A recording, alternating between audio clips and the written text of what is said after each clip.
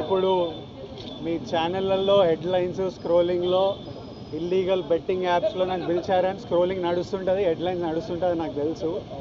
కానీ ఫస్ట్ దాన్ని gaming apps clarification గురించి విజయ్ దేవరకొండని పిలిచారు అని ఫస్ట్ ఆ హెడ్లైన్ మీరు నా గురించి మార్చాలి.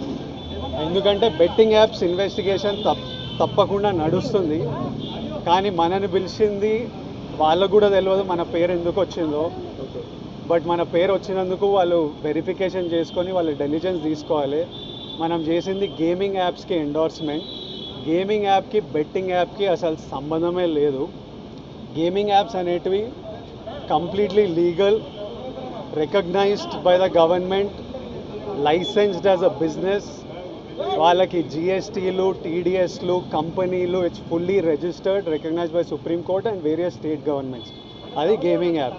అటువంటిది A23.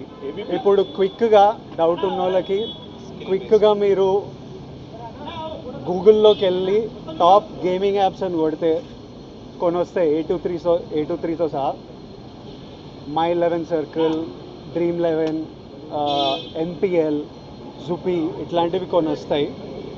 ఇవన్నీ రిజిస్టర్డ్ గేమింగ్ యాప్స్. ఇవన్నీ మన ఇండియన్ క్రికెట్ టీమ్కి స్పాన్సర్, మన ఇండియన్ ఒలింపిక్స్ టీమ్కి స్పాన్సర్, మన ఇండియా ఉమెన్స్ క్రికెట్ టీమ్కి స్పాన్సర్, ఐపీఎల్కి, ఎన్పిఎల్ ఒకదానికి అఫీషియల్ స్పాన్సరు, వేరియస్ కబడ్డీ లీగ్కి, వాలీబాల్ లీగ్కి అన్నిటికీ వీళ్ళు స్పాన్సర్ చేస్తారు. ఎందుకంటే these are completely legal entities.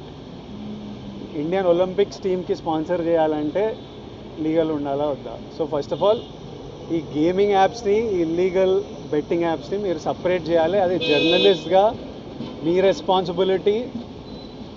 నా మీద మీకు ఆ రెస్పాన్సిబిలిటీ ఉండాలని కోరుకున్నా. కానీ మన పేరు వచ్చింది కాబట్టి కొన్ని క్లారిఫికేషన్స్ అడిగారు. ఆ clarification account details, transaction details ఏంటి ఆ కంపెనీ అవన్నీ పంపించేసినాము. ఇంతటితో సమాప్తం.